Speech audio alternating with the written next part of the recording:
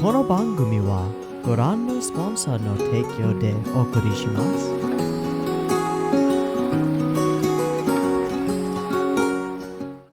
Alrighty, welcome everyone. I'm Teeaboo and I am here for Frieren, episode 22. We just came off of a lovely two-parter where we did the first of the challenges of the battle in a way that nobody could have really predicted. And it was fucking awesome, and I loved the hell out of it.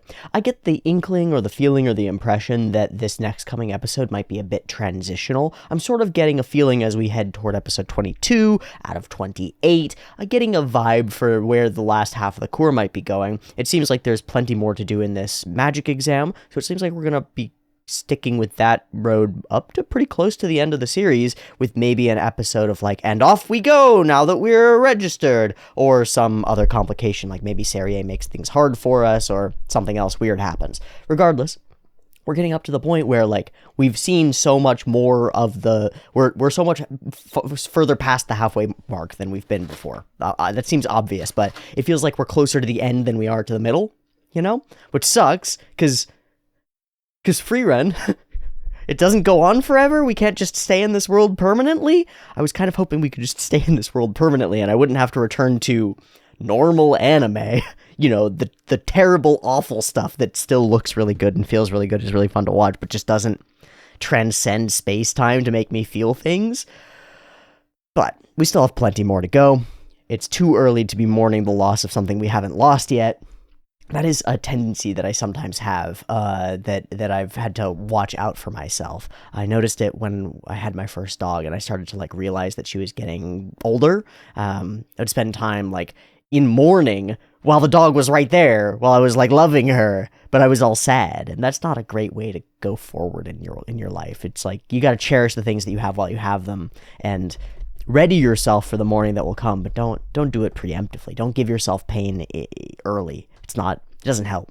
Anyway, no reason to mourn Frieren before we're actually done with Frieren. And even then, given the way that people have responded to it, there's like a 90 bajillion% chance that they're going to be making more Frieren at some point, because money. So take my money and give me the more Frieren and I'll be happy. But for now, it seems like we can get an idea of where we're going. This magic exam is maybe the last like big set of plot points, but we're nowhere near done with that piece at all. I'm kind of feeling like this coming episode will be a bit transitional, maybe a bit of time to touch base with Stark, see what he's been up to spend some time in between battles before we get thrown into the next one, as well as to set up for the next one and move us through. A lot of people have discussed this change to the tournament arc style as a bit of a change of pace and a change of tone for Frieren, and I agree, I'm super here for it. I love it to pieces. I have no qualms about it, but I would love to maintain some element of the previous tone as like a beat through line all throughout this portion, and I think that an in-between episode where the characters in universe have like a day to take a break and get their shit together before the next set of challenges comes their way would be a great opportunity for us to have some fun in Oysterst, something that we still haven't really gotten to do, and I'd really like to get to do. I know that Stark has just been playing Halo all the time, so we're not going to turn our attention to him and like witness his grand adventures in the City of Magic. Probably, although that would be very cool as a side episode as well. I just hope that we get to see all of our characters interact in a different context. And it would be great if we could interact with other team members or watch them or observe them outside of the context of the battle. Cool? Cool. Those are my whole spiels and thoughts for today's episode of Frieren. I'm going to do a drawing. It's going to be simple, but like difficult in a way. I want to see about mimicking that effect of like stuff layered on top of other stuff that we got during the primo effects animation explosion moment where she knocks down the barrier and is like pulling in this ball of lights and stuff. I'm going to ignore any background elements and I'm going to ignore any like character elements. I don't care about that. All I want to do is do the patterned like stained glassy light and shadow in an interesting way. And I think that all that has to do with is intersections of shapes. If it's just intersections of shapes and then you color in the ones that are intersecting based on a mathematical pattern, like no intersections white, 2 intersections black, 3 intersections white, or a different color even, then I think that I can math this. Let me get a camera and I'll start going and we'll see how it goes. So this is one time when these are going to be stupid omega useful because I can just make shapes. I'm just going to find any that are like nice big shapy shapes. I want some squarey shapes. I want some circly shapes. And I want some triangles if I can get them. Ooh, that's got some fun things. Okay, cool. And then I'm going to use a thin pencil because sharp lines are important. Not a super thin pencil, a 2mm. 2mm pencil, no problem. Okay, I don't want to start by accidentally doing, like, religious symbols, so let's not start with triangles. Silly, but fair. I think we'll go offset like this.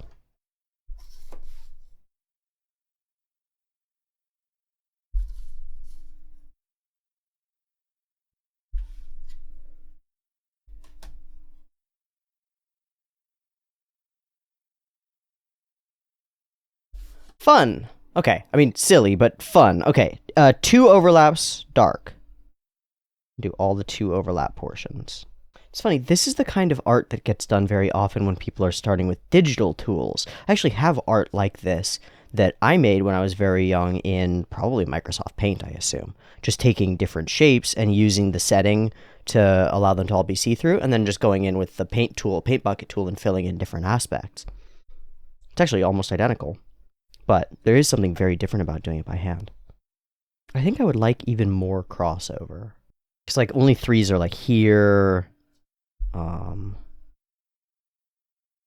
here.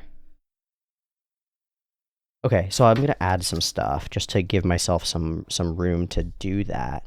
So then this is 2, this is 2, that's 3, that's 3, this is 2. Not exactly sure what color this is, but it'll work. It's a colored pencil. Oh, this will be the first time that I've done color on camera. How interesting. Oh, and that means this is 2 as well.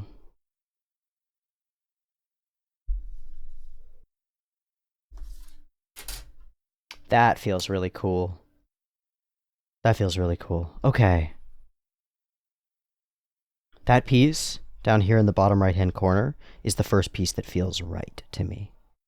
It's got enough things layered over each other that this chunk, like this piece, becomes interesting in a way that's emergent, that's like not what I intended or what I thought it would look like. It becomes more than I expected. Cool. I'm going to leave this here because as a time-consuming experiment, it's time-consuming, but that gives me the feeling of fulfillment that I was looking for, of like, oh, there is something really interesting here. I think it does require a couple of colors. I could have done it with different levels of shading of just graphite, but different colors. So I want to experiment with this sort of style in the future, in more interesting ways. Cool. I like finding weird new patterns for expression, like new modes of expression. What comes to mind is those videos of people who will take like a coffee can and put it on a piece of canvas and then spray paint around it and then take it and move it somewhere else and do all these little things with different spray paints, and then they'll pull it away and it's like, oh, that's a fucking sky with a bunch of planets on it. How did that happen? Weird. Those sorts of methodical techniques that produce a very artistic outcome while being very straightforward in their actual execution, and not in the same way that like a brush stroke to draw hair is a brush stroke to draw hair, and you doing that and executing it right is the part of it. The parts where the actual execution is easy, but the tools that you've used guide you down a path that allows interesting expression. Like here, it's just math and then having the tools to arrange, and then it's what your brain does with that makes it end up becoming interesting. But it's hardly artsy art in the sort of direct expression sort of way. It's more black boxy. It's more like you put some effort into this category and out pops something that you don't understand based on some set of principles that you may or may not actually understand inside. It's like, yeah, you layer some stuff. There are a couple of operations, an order of operations that you do to them, and what pops out is kind of cool and sort of mid-century modern Swedishy. You know, it's got a particular aesthetic vibe to it. It's like, oh, that reveals to me some of how that particular aesthetic vibe might have been created in the first place. Because there's a whole form of art that looks a lot like that, that's like very similar. Interesting, intriguing. We're going to watch some Frieren. I don't think that has anything to do with it, but I'm glad to do it anyway. Thanks for joining me for my weird artistic adventures in animation, art, and figuring out what the fuck I'm doing here on this planet. I hope that it's helping you to figure out what you're doing here on this planet as well. There might not be a purpose to it, but boy, we can enjoy it while we're here, so let's go ahead and do that. And one of the things that has made my time on this planet recently very enjoyable has been this particular show from all the way around the world called So So no Frieren, about an elf from somewhere totally different who travels around and has met some interesting people. Let's go ahead and continue on this particular adventure. Thanks for joining me. 2 versions, picture-in-picture in the description, timer on YouTube, beep beep timer to count you down with early access on the Patreon, and a beep beep timer to count you down. Let's go.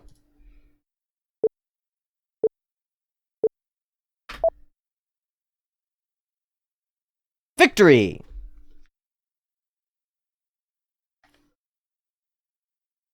Where's my T? Victory! Methode, Ton. I didn't see all the names. What's up, Land and Yubel? 3 days? Okay, so we've got time. That was what I was hoping for, was that we'd have in between time. It sounded like it from the like discussions in the ED like ND stinger thingy. That's what it sounded like.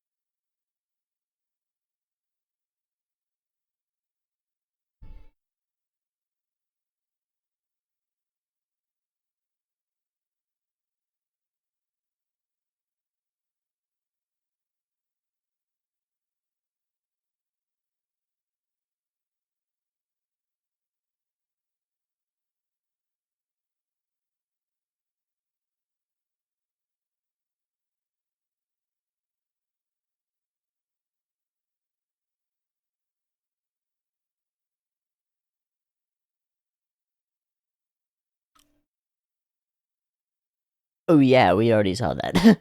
Still, it hits good. Future enemies. Current friends, maybe. Hey, sleepy boy. Been sleeping his days away. No!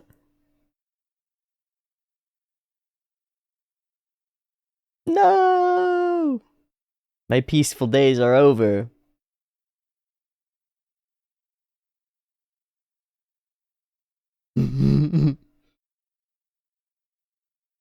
Boots.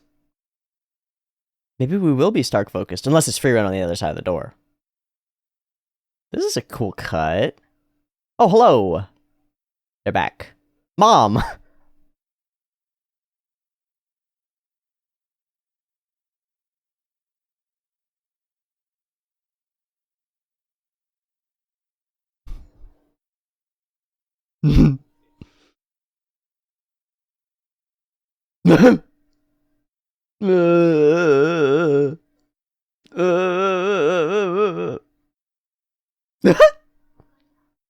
Report! No!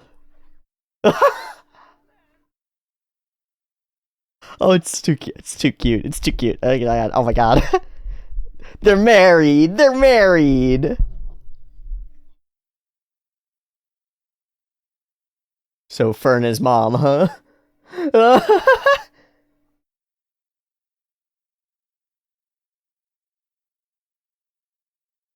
You're an oysters, dude.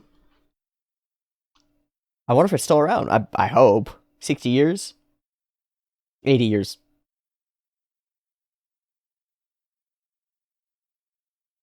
Hey, a good shop. Will be passed. Oh, is this a magic shop? Motherfucker, this is what I want. Oh, it's Richter. Richter runs a magic shop? Yeah, Richter's a magic handy boy. all fixed junk. Holy shit, Richter!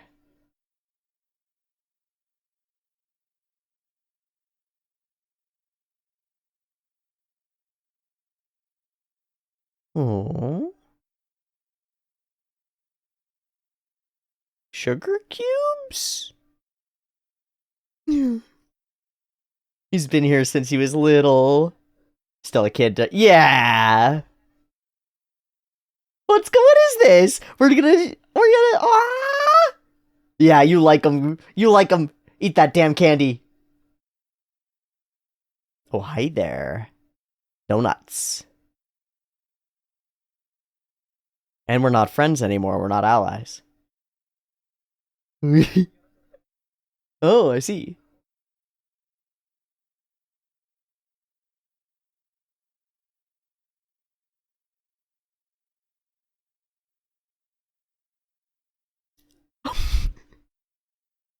Hey, why don't you show us around, bro? We're homies.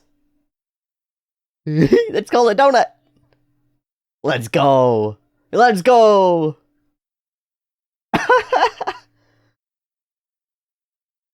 Yeah, we're enemies.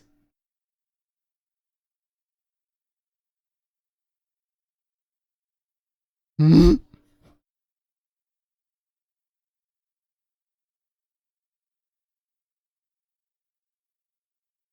gonna end up at the same place. Like 100%.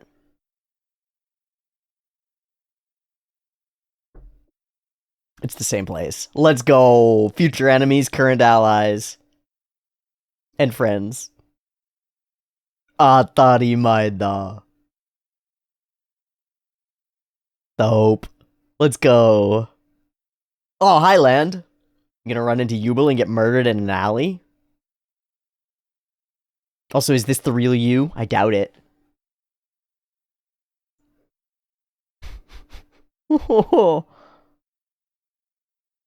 Ah.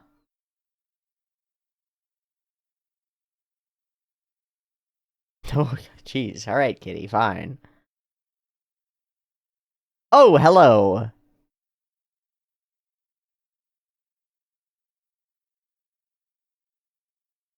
Are you sure? She's so fucking hot. I can't. Is she? The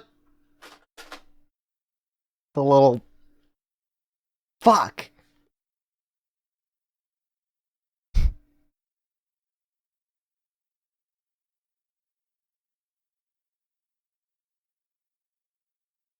Hmm.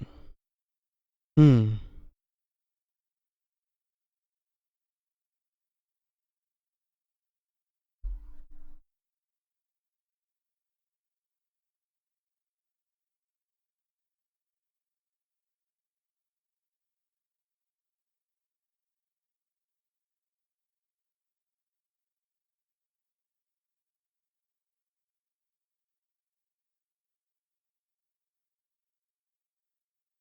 Hmm.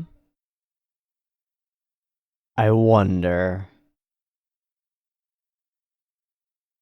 Motherfucking Yubel.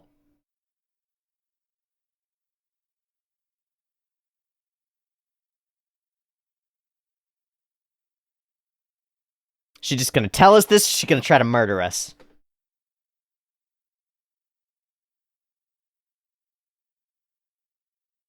Oh, because it's his. That's his spell. Whoa.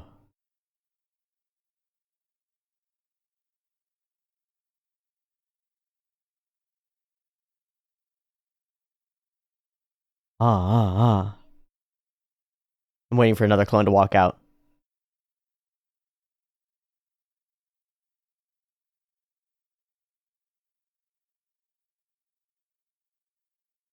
By feel and flow.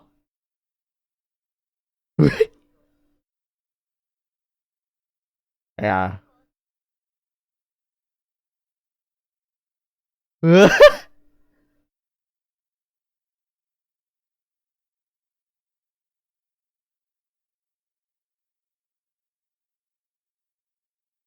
Oh, wow.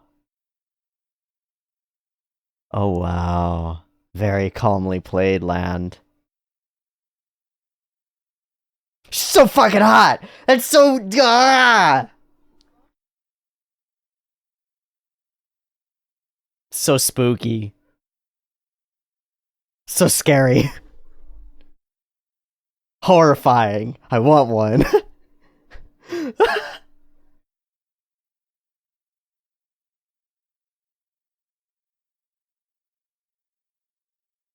Belle. It's been here for at least 50 then.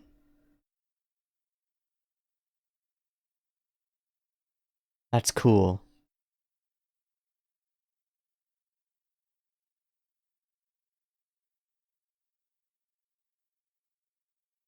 Hello. What? Trying to make her happy. Frieren da.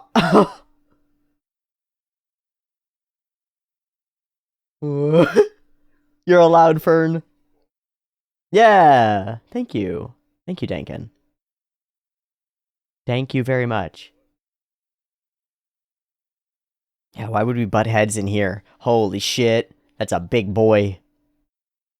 Oh shit. That's a big beef. Oh shit. That's a big sweets. That is a lot of food. Gotta replenish the mana stores, I guess. Just did some world-altering shit. Oh.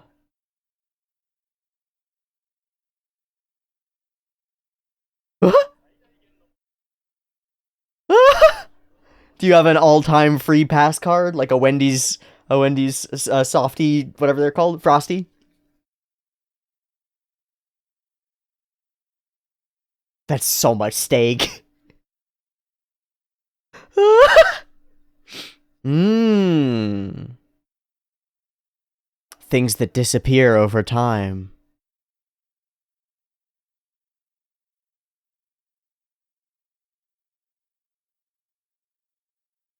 How curious.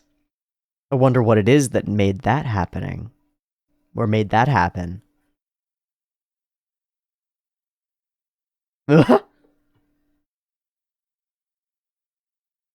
True.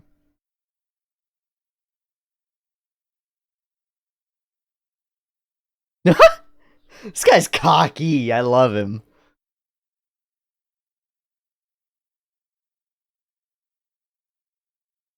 Whoa. So it was an ask from Hemel the Hero. That's why. An unchanged menu. One that lasts for Frieren. I wonder if he meant it that way. I bet. Because he realized when she said flavors that I haven't been able to have again. Fuck. Oh, that's so good. That's groovy.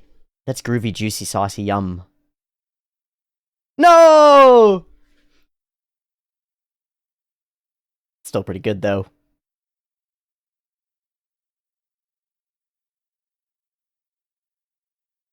Oh! What? Oh, that is not the twist that I expected. I'm so pleased. That brings us up toward... I was like, we're heading up toward midpoint, right? Yep.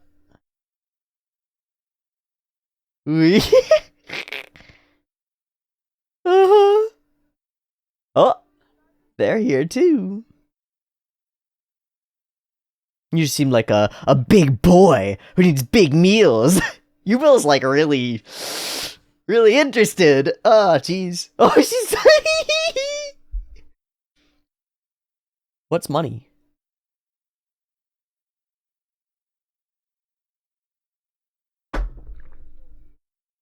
What? What?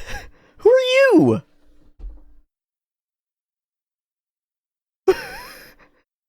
You haven't been teaching me ever. I just met you today. He just walked up to it today, didn't he? Like, that wasn't a thing, was it? That's so silly. Please, please, please. Please say I have no idea. Yes!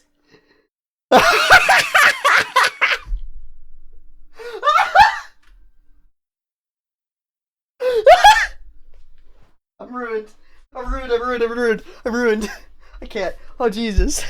Holy shit. That's the funniest fucking joke. Oh. Oh. Hmm. Hmm.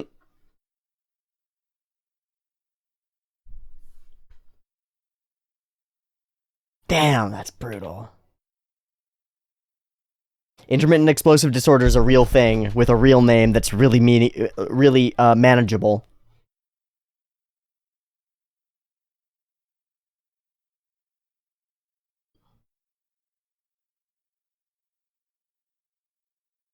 But you want Fern to feel better, don't you?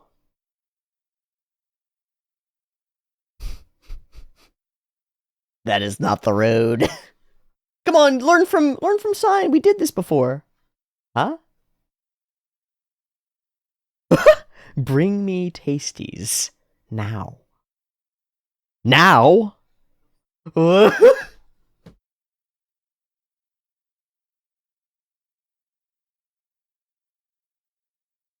Oh, that's so fun. Hello, duo.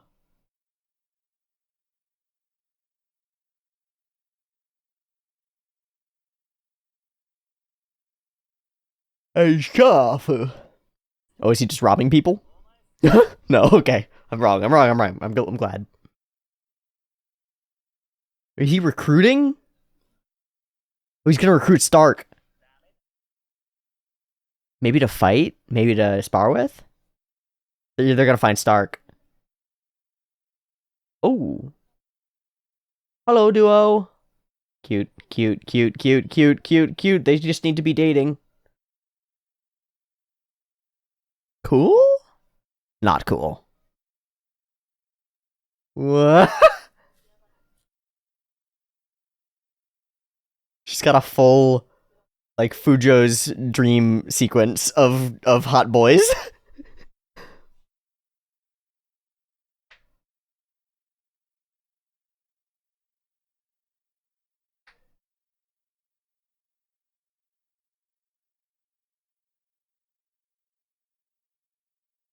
Oh shit, that's hot. Okay, this just got hot.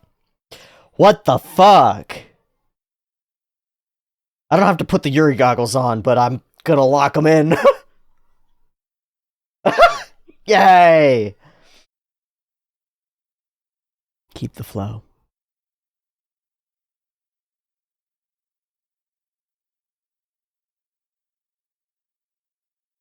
Where are the snacks? Oh, there they are.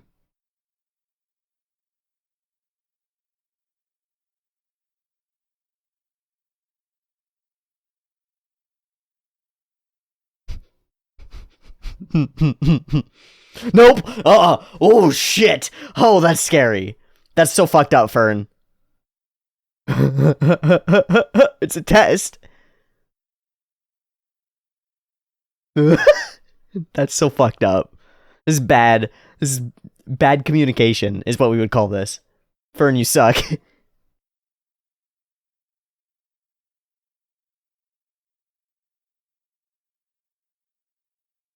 Where are you now? Oh, yeah, he doesn't know nothing.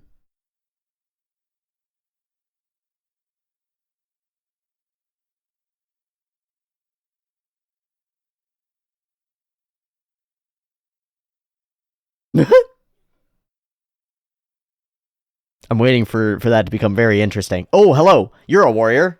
Oh, here we go.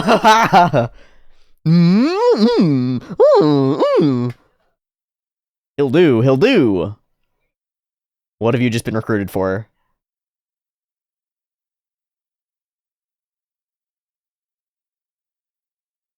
Oh. He needs to party up. Hi, yes. Well, party oh shit, fuck!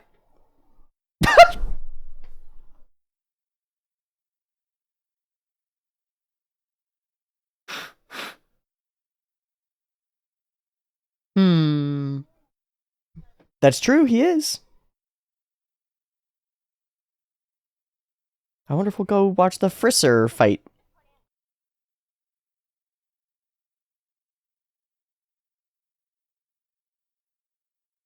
You are the reason they got through. It's so cool when the show just says the thing that I want it to say right after. I need to shut up more and let it say things.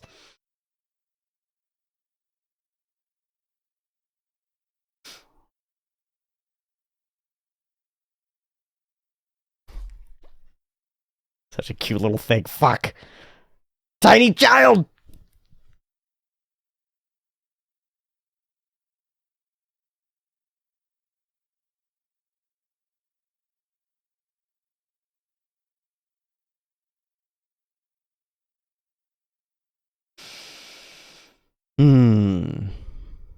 Maybe. I don't think that's the root of it, though.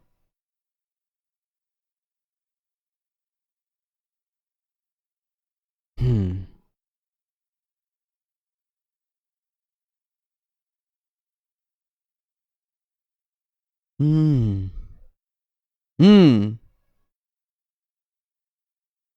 Stink in the wind. Ripples in the pond, baby.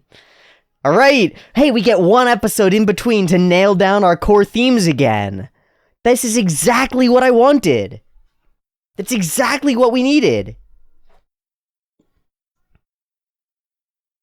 Oh, we got a smug Frieren face again. Pog. Perfect.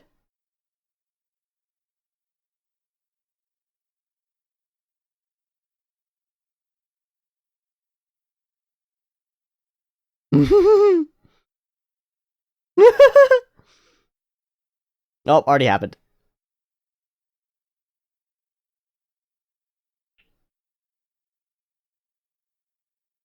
Prep for the next one. Future enemies. Oh, hello, Burb. The fuck? Serie. Oh, it's the next piece. Ruins of the King's Tomb.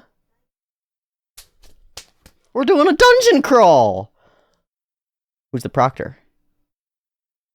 Zenze. So that's the gray-haired, long-haired girl. Okay.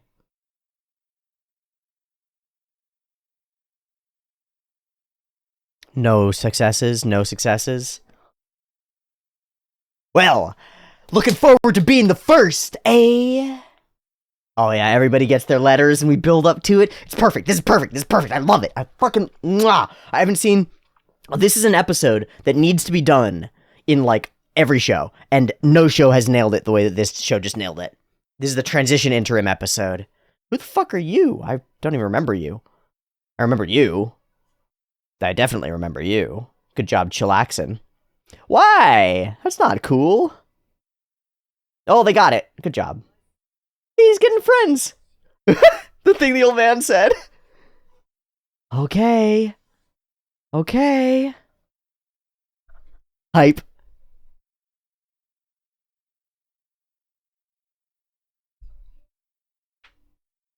That's scary.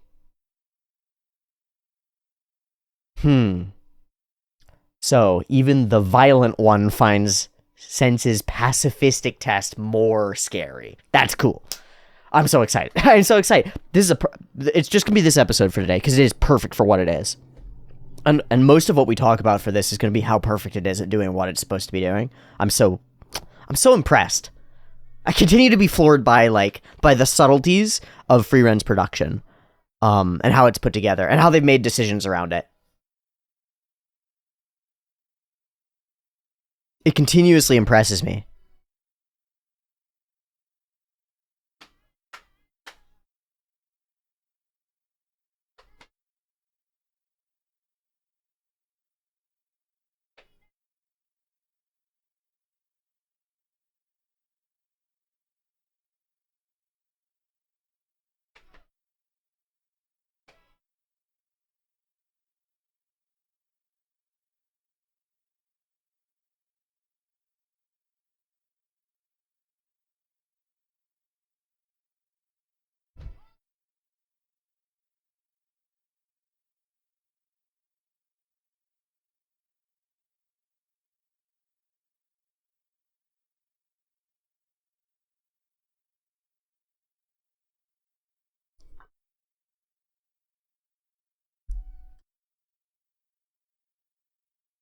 Okay.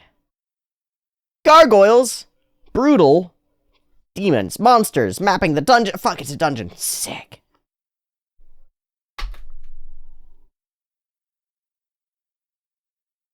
Not only a dungeon, but a labyrinth. The old king's tomb. Fucking, it's straight out of the D's and the D's. I am digging it and digging it. But before we talk about any predictions for next time, we have to zoom way out and talk in a meta sense about the nature of this episode, where it sits in the story, where it sits overall, and what it ends up doing. Because intermissions in high-octane arcs are critical. They don't have to be there, but we would kind of notice, maybe not consciously, but we would notice if they were not there. If there was no in-between, if we smash cut from the end of last episode, good job finishing the thing, and then we're just like, and the next test is, that would work. It would work. It would be fine. We'd just stay riding in test zone.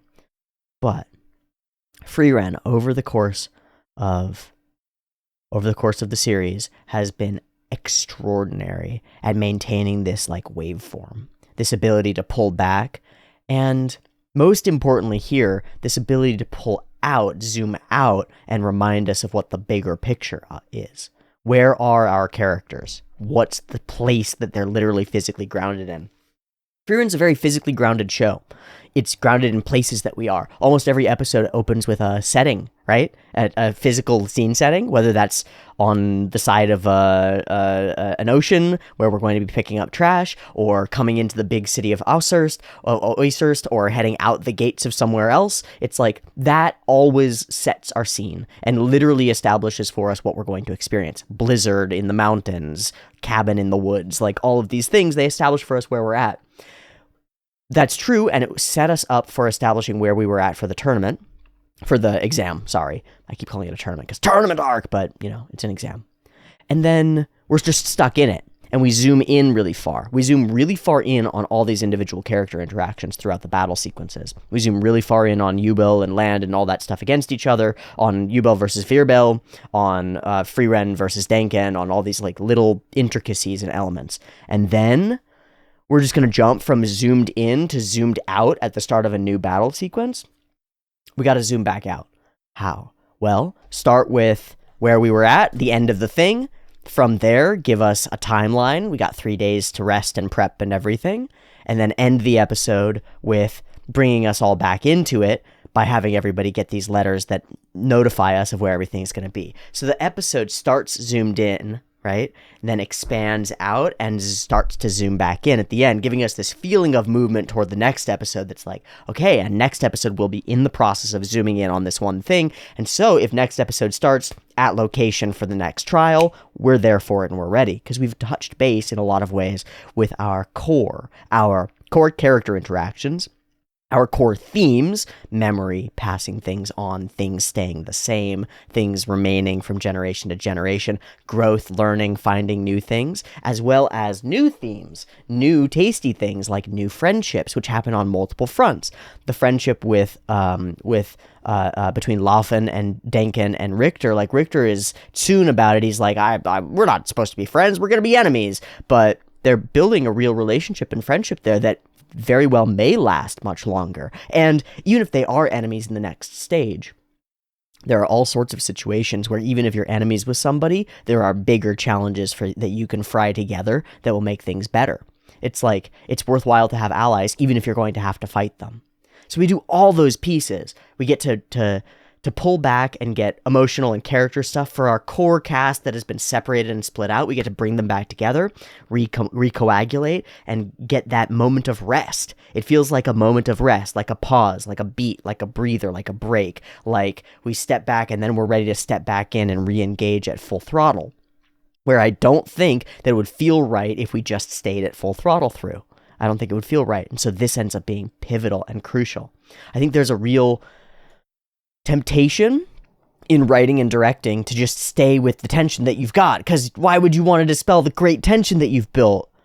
Well, because the tension isn't the aspect of the show that we've fallen in love with. It's the grounded nature, it's the environment, it's the feelings, it's the emotions, it's the experiences, it's the places and people and conversations and intricacies and wonders and curiosities and learning for a very wise person and learning for these not so wise people and goofy interactions and silliness and humor and gags like the dude who comes up and stands by him and gives him the full Sifu speech while he's just practicing and meditating, and he doesn't know who the fuck the guy is and didn't ask for this.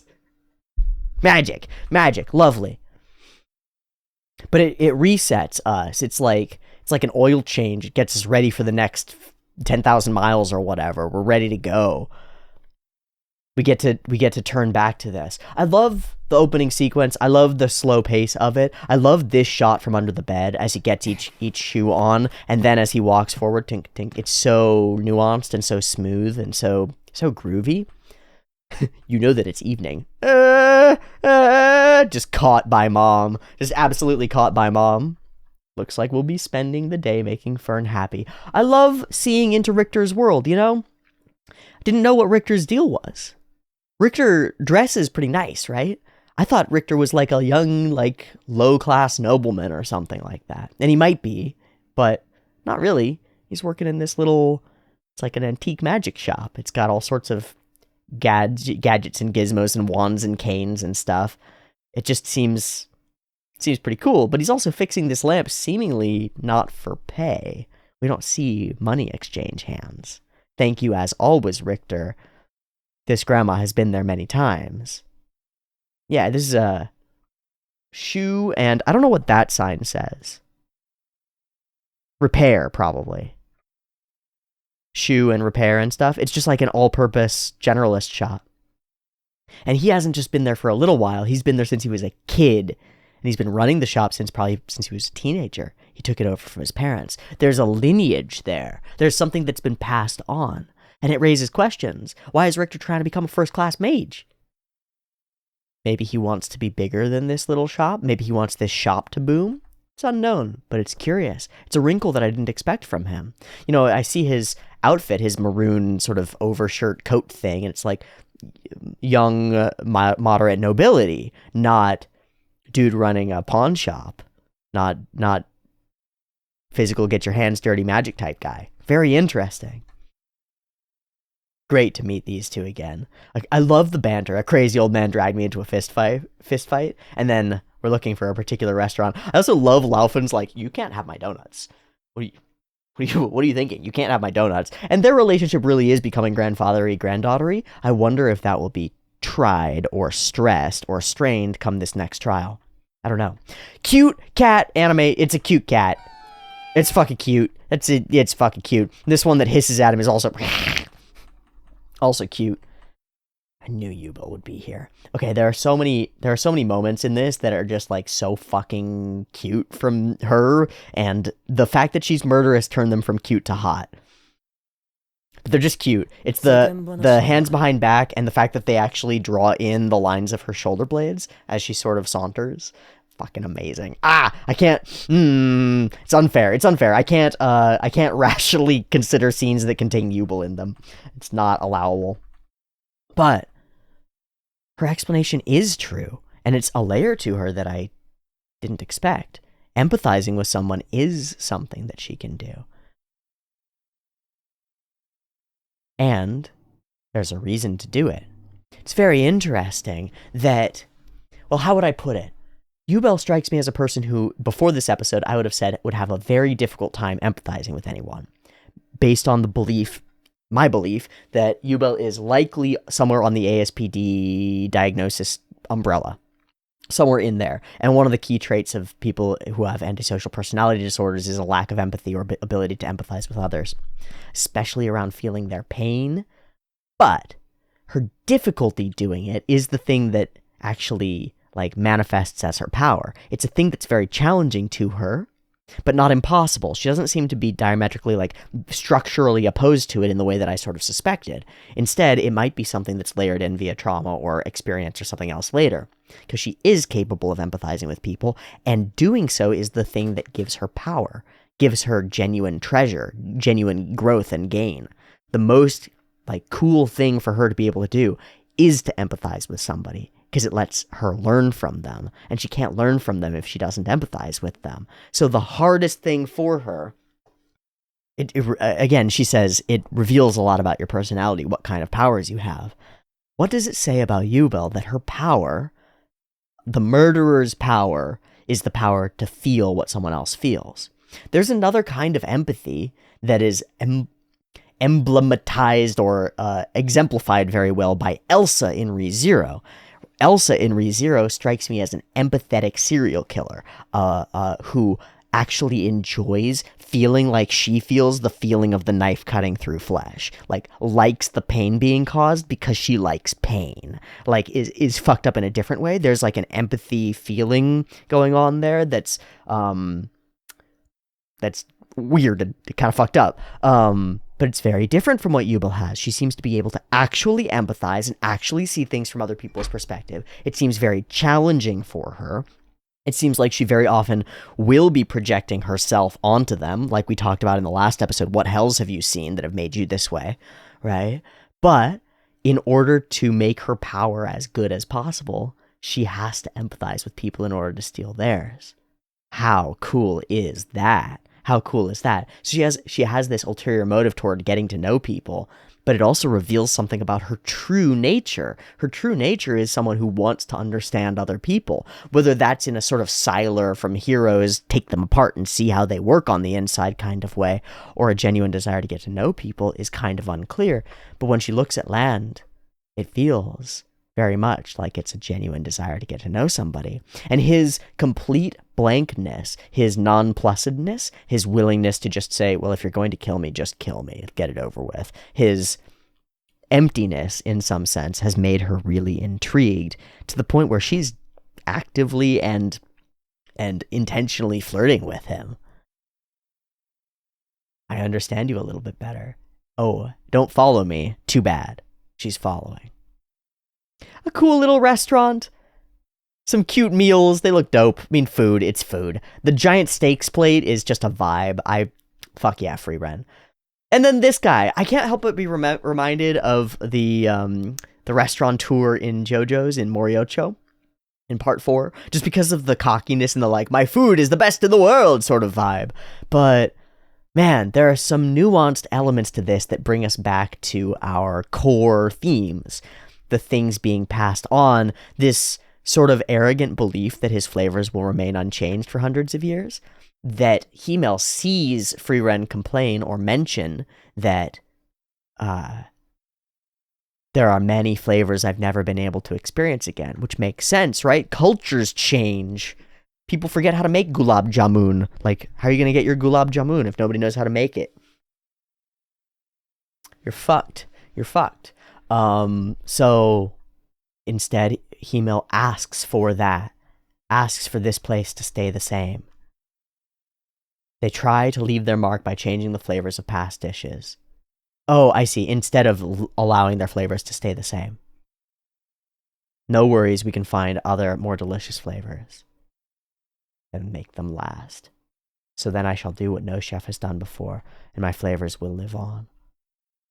This moment is heartbreaking, as Frieren says, darn, they've changed.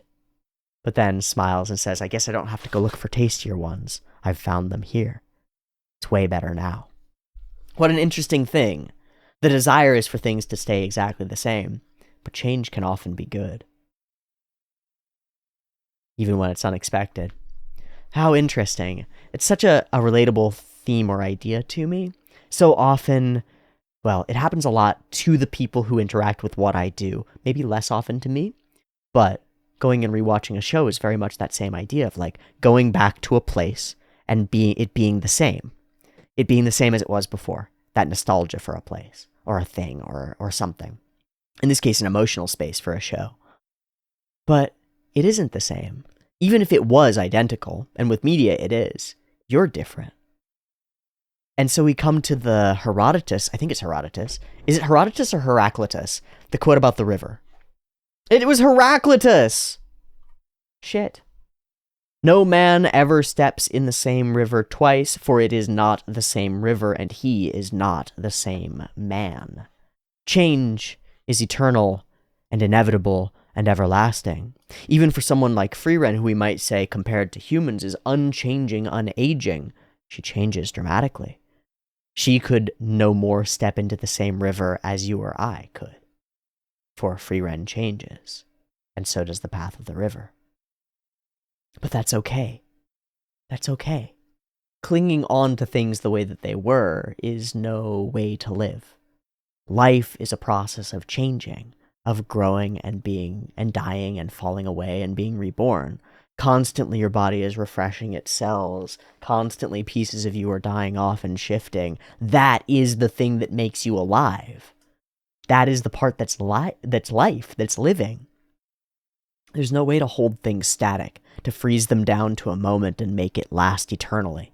But there are ways to preserve and to remember, to know that that memory will shift and change as it's passed down, just like oral traditions or stories are changed in every retelling.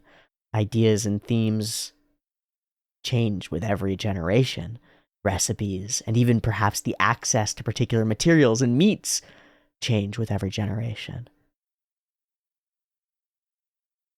It is the greatest freedom, the greatest stability to find your footing on the river of change, to know that it will shift around you, to be able to dance with it, to move with it, to push and pull with the tides and currents, and with the flow and shifts of your own body and life.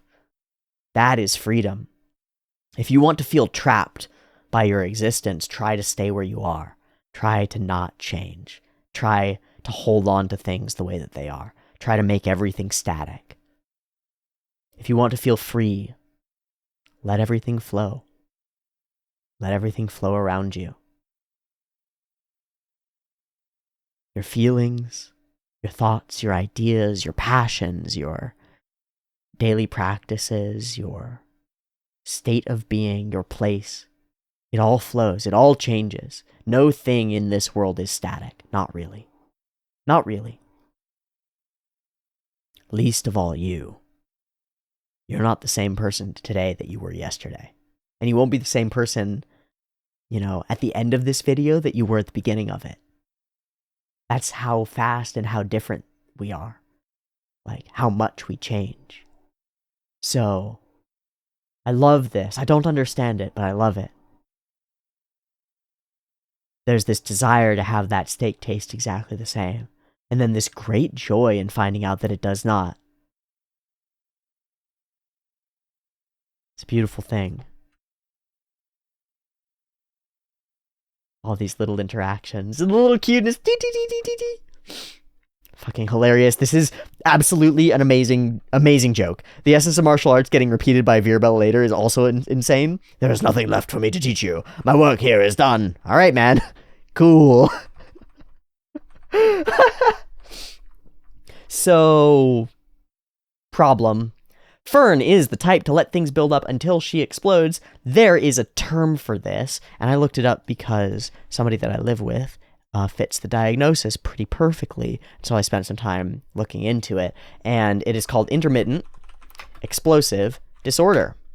And it is diagnosable under the DSM-5, and it involves repeated sudden bouts of impulsive, aggressive, or violent behavior, or angry verbal outbursts. The reactions are always, they're categorized by being too extreme for the situation. And the reason, usually, that the reaction is too extreme for the situation is because the situation is not the situation that has made the person frustrated or angry. Instead, the situation is a straw that breaks the camel's back after weeks or months of other things being packed down and repressed.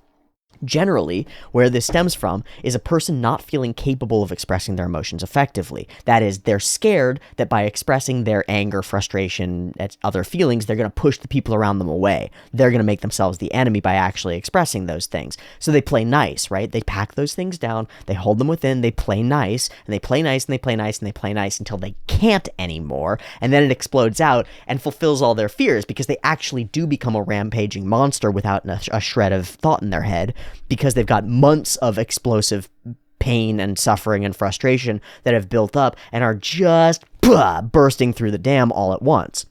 So you'll often, if you know anybody like this, I'll just give you an example that will make you go, oh, I totally know somebody like this. You'll be in a conversation with them or something will happen, and suddenly they're on fire and it's bad. And what it will be like is like, you didn't put the dishes away.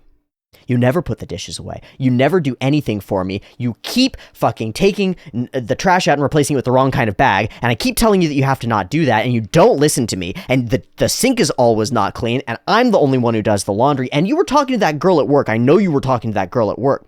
But none of those... And you're like, whoa, why didn't you tell me about any of those things when they were a problem? Like, before, and why is it becoming a giant explosion now in the present when all I did was not push the dishes away and I was about to anyway? Why am I the enemy here? I'm the bad guy. Well, they're exploding, and they're exploding not over the actual particular thing that you've done. So the solution is never going to be to go through and check off the boxes of all the things that have frustrated them. The only way to solve a disorder like this is to enable the person to express themselves piecemeal, right? To give them the room and actively engage them and force it, right? And like watch them so carefully that you can tell when it starts, when it's something, and you can be like, hey, did I just do something that frustrated you? Tell me about it and I can fix it. And they'll often come to you with like, no, you won't. Nobody fixes anything that I tell them about. It'll never work, blah, blah, right? Okay, great. But that's what you do. You make an open floor so that they feel genuinely safe and comfortable expressing their like not great feelings, because it sucks to express not great feelings. People often want to think of themselves as perfect, especially people with IED.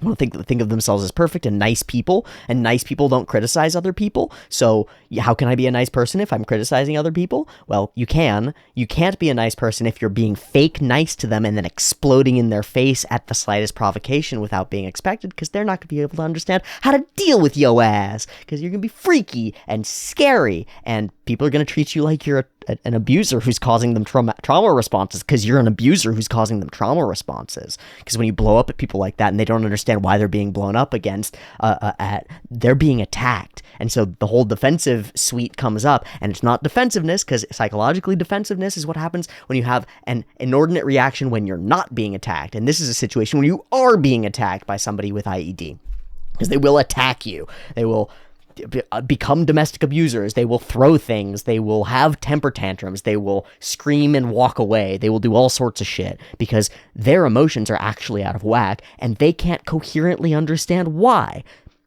Because it's not that the dishes didn't get done that pissed them off. And so when you come down to that and you're like, okay, I'll just do the dishes, that doesn't solve the problem. And so they feel like an incoherent mess. They feel like they're crazy, and they are. And they're acting crazy out of a set of emotions that are actually rational and valid, but haven't been expressed in an effective way. And so if you can help a person like this express their feelings in a safe way and confirm and reaffirm to them, like over and over, like a mountain of layers of paint, one layer of paint each time, that when they express something that is a need of theirs, that you will fulfill it. Like, I need the dishes put away. When I walk into the kitchen and there are dishes by the sink, it fucking kills me. It's like, okay, if you express that, then I'm going to do my absolute best. Let's make sure that there's some grace between us, because I fuck things up and you fuck things up and shit gets weird. Like, I might not be perfect at it, but we can absolutely manage that and make it more of a thing. And that's like, oh, wow, I said a thing that made me frustrated, and the person that I was talking to actually made strides, like took me seriously and treated me like a real human being and took it seriously and actually took action to make it happen for me. Okay, maybe next time I'll be able to do that too.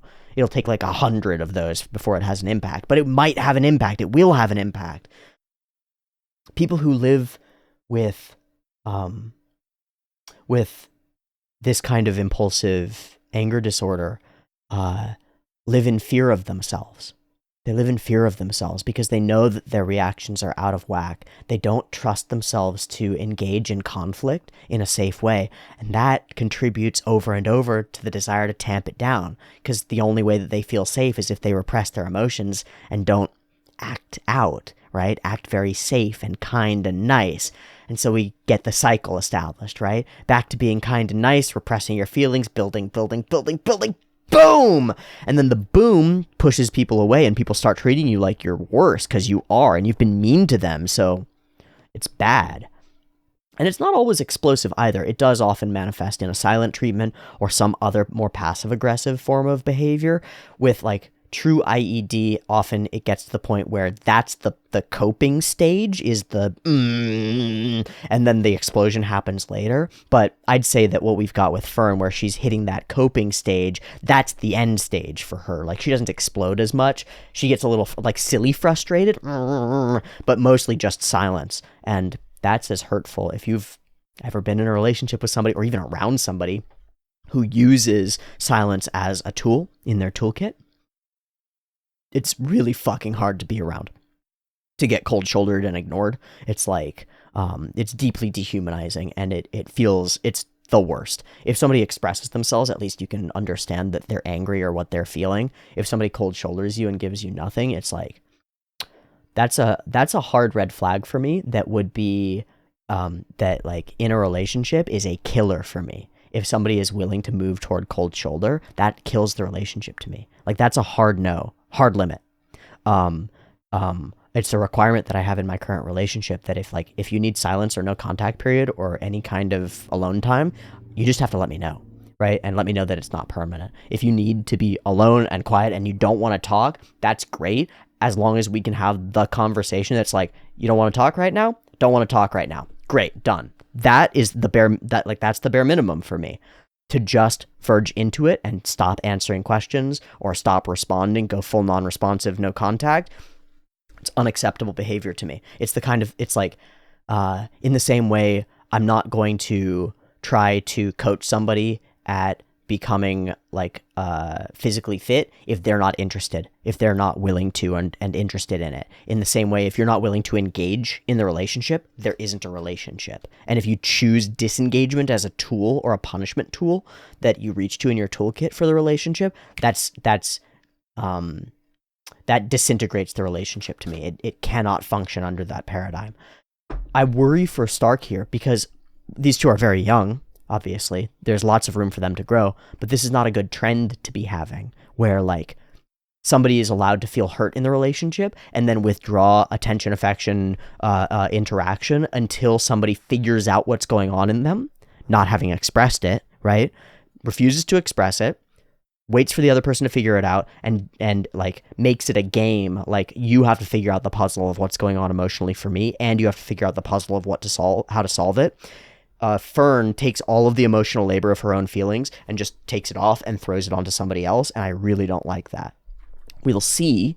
It was much more manageable when Zine was here, because Zine was able to actually recognize and see and do stuff about it, which is super interesting. But this is a not great place for interactions to be. It's not super great. Kind of sucks. But it does bring us right back to where we are, with these characters trying to solve things between each other. It's just not repeatable. We're not always going to be able to find the right sweet or the right snack or the right treat to make Fern feel better. That's not how, Fern shouldn't be evaluating herself or looking at herself as like, I'm a box that you can put snacks into and I put out happiness. That's not a good paradigm for the future. This is so fun. This setup for looking for a warrior is so fun. I wish that there was more on them actually going and warrioring together. The squad of brothers is so cool. They remind me of 86 characters just because of all the silver hair and blue eyes and stuff. Also, that's a hell of a pretty family, yeah? Really, really a pretty family. Whole squad. I was hoping that they would do like a Prince and the Pauper thing. Okay, this is just hot. Little Miss Lavina? Allow me to escort. This is just hot. That's like sauce. And then we dispel it. But fuck, that is spicy. This I hate. I don't want anything. Choose whatever you want. Fuck. And then yoinked. And punished. And sent off to do the thing. But here in this last moment is where we solidify things. Why is it that Frieren did nice things for these two? It wasn't just because they were team members, eh? So why is it that Himmel does things? Because he's a hero. It is what I do. Like, his answer is actually the same answer that we've given before in different contexts, which is, it's what Himmel the hero would have done, is essentially what Himmel says here. It's because it's what I would do. It's basically, you ask Jesus what he would do, and he's like, I don't know, what would Jesus do? It's what I would do, bro. It's recursive. It's self-fulfilling. And I think that's hilarious as is. But I also love that he takes the step back and evaluates it. There's a maybe in here that I think is a very important maybe. He then relates it to this desire to be remembered, and then it like takes stages. Maybe I do it for myself as he's evaluating this. Maybe. And fair enough. There are psychological and philosophical questions around altruism, whether it actually can exist. Is it actually altruistic? Is it related to our like species survival tendencies? Is it evolutionarily based? Like, where do our feelings of wanting to give $1 to a homeless man come from? Do they come from our own guilt and shame and a desire to be like better to the world, to shore up our own sins? Is it different between person to person? Probably. It's unclear, and it's really hard to evaluate in yourself. Like, okay, first, in the last year, what's the most recent nice thing that you've done for somebody without any expectation of return to you in particular, if you can separate one out? And then, why did you do that? Why did you do that? Why did you feel the need to do that? What made you do that? Was it for you? Was it for them? Did you know the person? Do you benefit from them being better? Was it for a social proof to somebody else? Like, why did you do it? I'll give you an example. I know what mine was. It was about a week and a half ago. I rode my unicycle all around town, and I was just going around doing some various stuff. I needed to stop in at Walmart to buy boosts, like Nestle Boost drinks, because there's something that my partner can drink and have as like a backup food source that's good to have. They have difficulty with certain foods, so that's a good background thing to just have. So I needed to stop by Walmart. So I stopped in at Walmart, and as I was getting my helmet off and whatever, there was like across the street in the parking lot of the Walmart, there was a dude standing there with a guitar who was just jamming really hard and singing his lungs out, and had a little hat next to him. So I saw him, I noticed, and I could hear him singing while I was going in. I went into the Walmart, walked around, found the thing that I needed. It was like $20 for a pack of the drinks. I went to the self-checkout and checked out, and it asked me, do you want cash back? And I was like, yeah, actually I do. I normally don't get cash back, but yeah, I do. And it's like, well, how much do you want? And the lowest amount is 20, so I got a 20. And then when I walked out of the Walmart, I walked across the street and I put it in the guy's hat and I walked away. And he said, thank you. And I nodded to him and I walked away. And then I got on my electric unicycle and I rode away. Why? Why did I do that? I have an extremely hard time answering that question. I don't know. Answers jumped to my mind immediately because it felt like the right thing to do, because I wanted to is critical. Like, I wanted to. I didn't feel forced to or in any way like obligated to. I felt like I could. I had the money in the bank. Like, I was capable of withdrawing that 20 without it hurting me. The guy seemed like he was having a hard time, maybe. He was also singing really well and like emphatically, which is more important than well, I think. Was putting his heart and soul into it. Like, maybe a month before that, I was at Trader Joe's and something similar happened. But instead of going and getting cash out, I went and I bought a cold water bottle and just brought it to the person because it was outside. It was a really hot day and they didn't have any water out. That was a different circumstance. It was less costly. Still a gesture of goodwill and help toward a human. But where did that come from? Desire to not see somebody dehydrated, but they might not have been dehydrated. Why do it? They didn't even ask for it. It's not quite clear. It's not clear to me why I did that thing. I've given money to dozens and dozens of homeless people. Sandwiches, too. I like sandwiches better than giving money. It's a better move if you can do it. And if you have the time and you see somebody that you want to help, to ask them if they're hungry and then ask if you can go get them a sandwich is great, and it can ease your conscience toward like, well, maybe I'm helping this person feed their addictions or whatnot. I think it's reasonable to give them cash as well, but food is a great move if you can swing it or if you can do it, and if that's what the person needs, and if you can do it in a way that doesn't feel condescending, because some people will feel condescended to by you trying to buy food for them or trying to help them at all. But for the most part, you'll get God blesses and deep gratitude. So maybe I do it for myself. That's a thought that I've had a lot of times. It's like, well, maybe I'm doing it for myself. And I've done a lot of reading on this too, because it's a curious topic for me, both formally in school and in university when I took psychology or philosophy courses, because there's a lot of focus and study on altruism and how it works and why we do it. It's a curious topic. And I don't have answers. I'm not sure why I do it.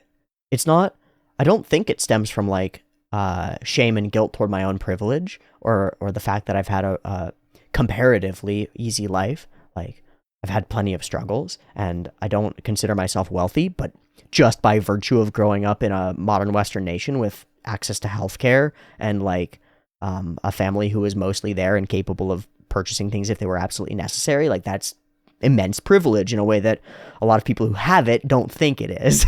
So maybe it's that.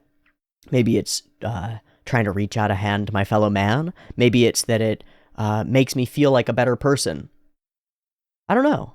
I don't know. I'm willing to evaluate all options, but I haven't ever been able to come to real conclusions about it. So I find this moment of Himo questioning it really interesting, and I find the answers that he comes to really interesting too, because they are answers that other people come to, that show up in the literature and show up maybe even more so in direct dialogues with people. Like, what's the meaning of life? To pass stuff on to your children. Why do good things for people? So that they remember you. Those are good answers. Those are really good answers. Like, I don't think they're my answers, though. That's a very interesting thing, because if you ask me, why do I do this? It's to touch lives. 100%. It's the same thing. To be known and to be remembered, to affect and to change, to experience myself, because there's this grand set of like very personal joys that I have in exploring these pieces of media and talking about them. I've mentioned this before, but before I started the channel, I had noticed that I was just doing this anyway, just talking through the media that I watch and talking at characters and communicating and thinking it through in a really analytical and in-depth way. So turning on the camera changes things, but it doesn't change things that much. It doesn't change things that much. I'd be doing this anyway. But there are layers to it. There are things that I've learned are very fulfilling after the fact. The fact that I can touch and reach people's lives is deeply fulfilling, but it's not the reason that I started doing. Well, in part it is, in part it isn't. It's confusing. It's many layers. I don't know. But when it comes to like direct acts of altruism, direct gifts to a homeless person or something like that, I don't expect them to remember it. Hell, I don't remember most of them. That's not the why.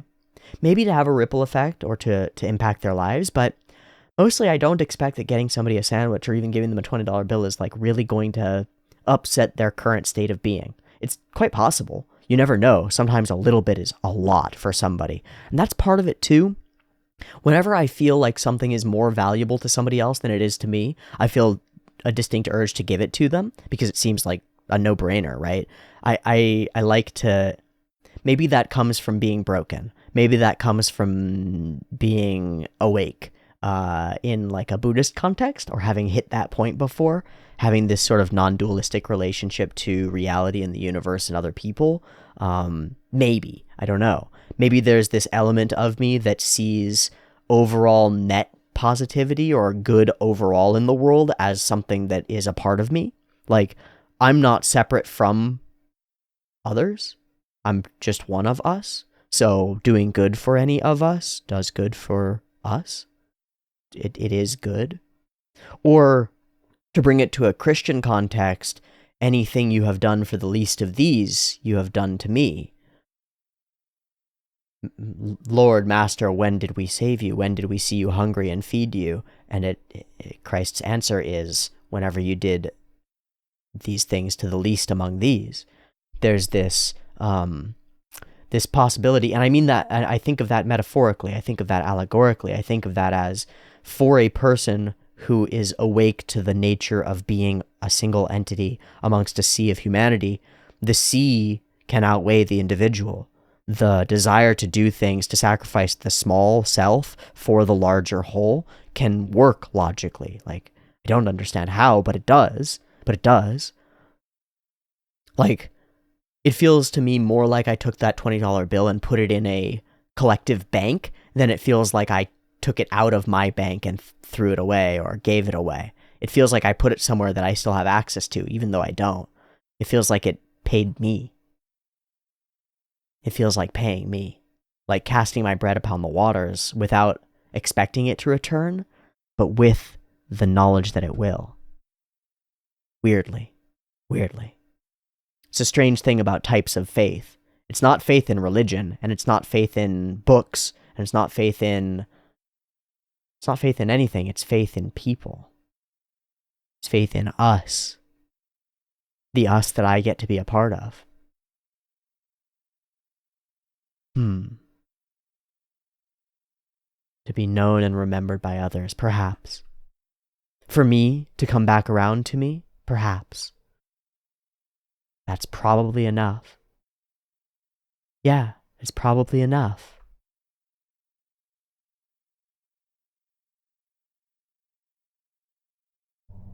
And so our letter arrives, and everyone gets their notices. Scary, scary test has been lined up for us. One that no one has passed before.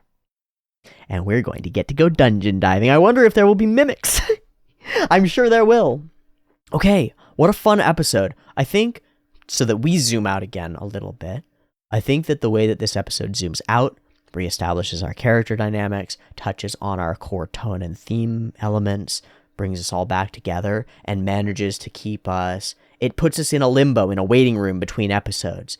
We're back to a waiting room, and then we're going to go back in for the big whammy bam boom. And that's next episode, probably as a two-parter, I would expect. I think that's fucking sick. I think this was a great intermission, a great piece of storytelling, and a lot of fun to spend with these characters. We maybe overemphasized certain elements of it because they spoke to me and I wanted to speak about them, but that's the way of the thing, and you're along with me for the ride, so no choice for you. You're stuck with me. You can always leave the video. You can always just give it a thumbs down and go away. But I think that a lot of you enjoy it, and so I really enjoy waxing philosophical about Frieren. It's got so much meat to it, and that meat keeps getting tastier, doesn't it? Yeah. So I'll say thank you so much for watching this episode with me, and I'll catch you next week as we dive into the old king's tomb and explore what terrible dungeons long gray-haired girl has put out there for us. Thanks so much for watching. See you next week for more. Much love. Peace.